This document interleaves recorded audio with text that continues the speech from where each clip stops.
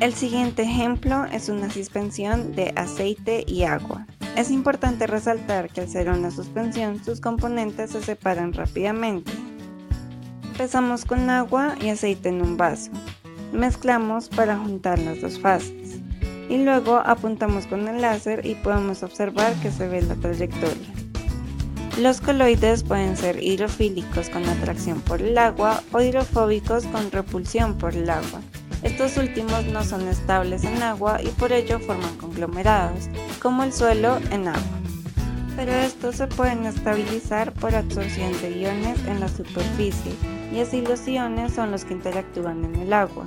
Y la acción de los iones también impide que las moléculas se vuelvan a juntar. Otra forma de estabilizar los coloides hidrofóbicos es por la presencia de otros grupos hidrofílicos en su superficie. Por ejemplo, los jabones tienen cuerpo hidrofóbico y un extremo con el grupo polar. Así, el cuerpo polar interactúa con la sustancia hidrofóbica y la parte polar permite la interacción con el agua, solubilizando la sustancia hidrofóbica. Ahora veremos los tipos de coloides dependiendo de su fase continua y su fase discontinua. Si la fase continua es gas y la fase discontinua es líquido, tenemos un aerosol como la niebla. Si la fase continua es gas y la discontinua es sólido, tenemos otro aerosol como el humo. Por otro lado, si la continua es líquido y la discontinua es gas, tenemos espuma como la crema batida. Si la fase discontinua y continua son líquidos, obtendremos una emulsión como la mayonesa.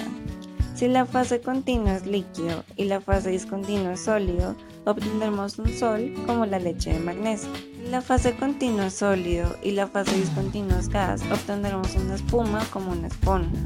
Si la fase continua es sólido y la fase discontinua es líquido, obtendremos gel como la gelatina. Finalmente, si la fase continua y discontinua son sólidos, obtendremos un sol sólido como el ópalo. Ahora veremos algunos ejemplos de coloides. El primero es el humo, donde la fase discontinua son los residuos de la combustión y la continua es el aire. Lo primero que tenemos que tener es un vaso. Este está lleno de aire. Si apuntamos a él con el láser, vemos que no se ve la trayectoria de la luz. Ahora vamos a coger un incienso que estaba previamente encendido y vamos a intentar capturar el humo con el vaso.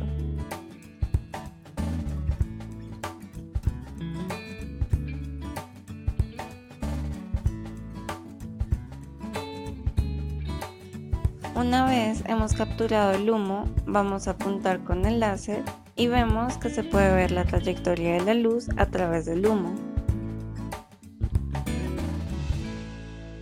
El segundo ejemplo es la leche, donde la grasa es la fase discontinua y el agua es la fase continua. Empezamos con leche diluida para poder ver el efecto. Si apuntamos con el láser se puede ver que se ve la trayectoria de la luz a través del coloide. El último ejemplo es el ambientador. Hacer un aerosol, la fase discontinua es la esencia y la fase continua es el aire. Empezamos encendiendo el láser y así podemos ver que el aire no permite ver la trayectoria de la luz.